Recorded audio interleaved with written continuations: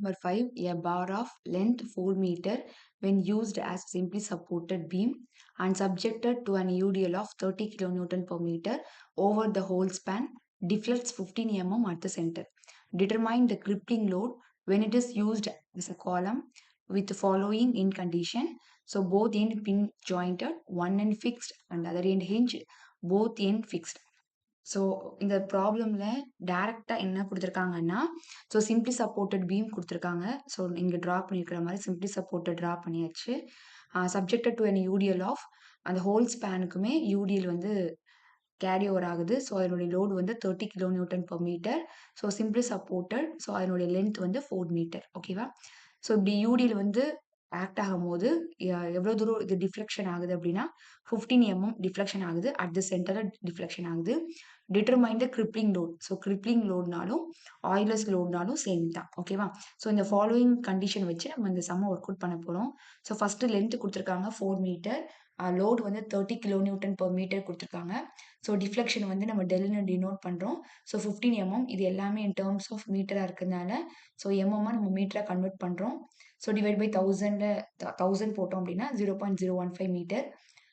இப்படி simply supported UDS ஃபுல்லும் இருந்துச்சு அப்படின்னா அப்போ இந்த டிஃப்ளெக்ஷனுடைய formula 5W L/4 divide by 384 EI. So டிஃப்ளெக்ஷனுடைய வேல்யூ கொடுத்துருக்காங்க, சப்ஸ்டியூட் பண்ணியாச்சு. 5W உடைய வேல்யூ 30 × 10⁻3. இது வந்து நம்ம நியூட்டன் பெர் மீட்டராக கன்வெர்ட் பண்ணியிருக்கோம். ஸோ கிலோ நியூட்டனை மீட்டராக மாற்றணும் அப்படின்னா 10⁻3 இன்டூ லென்த். ஸோ லென்த்தோடைய வேல்யூ 4/4 டிவைட் பை 384. இந்த EI உடைய வேல்யூ நமக்கு தெரியாது. அதுதான் இப்போ நம்ம ஃபைண்ட் அவுட் பண்ண போகிறோம். ஓகேவா? ஸோ நம்ம கிராஸ் மல்டிப்ளை பண்ணிடுறோம். ஸோ இந்த EI லெஃப்ட் ஹேண்ட் சைடு போயிடுது. இந்த 0.015 இந்த சைடில் இருக்கிற மல்டிப்ளிகேஷன் கீழே வரும்போது டிவைட் ஆயிடுது. ஸோ இப்போ நம்ம EI உடைய வேல்யூவை நம்ம ஃபைண்ட் அவுட் பண்ணிட்டோம். Newton metre square. So first condition நமக்கு ஒன்று கொடுத்துருக்காங்க, both end pin jointed.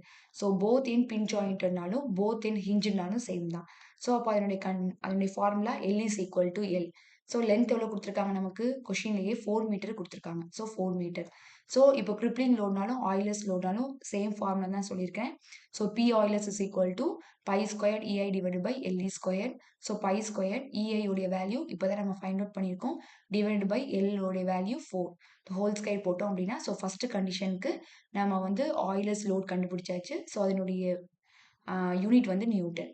So second one condition கொடுத்துருக்காங்க, one end fixed and other end hinged.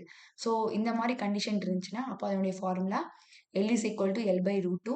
So L வந்து நமக்கு 4 தெரியும், டிவைடட் பை √2. ஸோ இதை நம்ம சால்வ் பண்ணோம்னா LE உடைய வேல்யூ 2.828. ஸோ இப்போ நம்ம இந்த ஃபார்முலா நம்ம சப்ஸ்டியூட் பண்ண போகிறோம். பை ஸ்கொயர் EI உடைய வேல்யூ நம்ம ஆல்ரெடி ஃபைண்ட் அவுட் பண்ணியிருக்கோம். டிவைட் பை LE உடைய வேல்யூ 2.828. ஸோ இதை நீங்கள் கால்குலேட் பண்ணிங்கன்னா உங்களுக்கு இந்த கண்டிஷனுக்குள்ள நமக்கு ஆயிலஸ் லோட் வந்து நம்ம ஃபைண்ட் அவுட் பண்ணிடலாம். ஸோ தேர்ட் ஒன் என்ன கேட்டிருக்காங்க அப்படின்னா both end fixed. So both end ஃபிக்ஸ்டுனா அதனுடைய formula L is equal to L/2. So L உடைய வேல்யூ 4 டிவைடட் பை 2. ஸோ அப்போ LE உடைய வேல்யூ 2 மீட்டர். ஸோ இப்போ இந்த ஃபார்முலாஸை சப்ஸ்டியூட் பண்ண போகிறோம். இந்த ஒரே ஒரு ஃபார்முலா மட்டும் நீங்கள் மனப்பாடம் பண்ணால் போதும். நெக்ஸ்ட் அந்த 4 கண்டிஷனுக்கு என்னென்ன வேல்யூ ஃபார்முலான்னு படிக்கணும். ஓகேவா? So by square EI divide by LE square. So by square EI உடைய வேல்யூ நமக்கு தெரியும். LE உடைய வேல்யூ 2. ஸோ இதை நம்ம சப்ஸ்டியூட் பண்ணிட்டோம் அப்படின்னா ஸோ போத் இன் ஃபிக்ஸ்டுக்குள்ள ஆயிலஸ் லோடு வந்து நம்ம ஃபைண்ட் அவுட் பண்ணியாச்சு. ஓகேவா? ஸோ இது உங்களுக்கு புரிஞ்சிருக்கும்னு நினைக்கிறேன். தேங்க்யூ.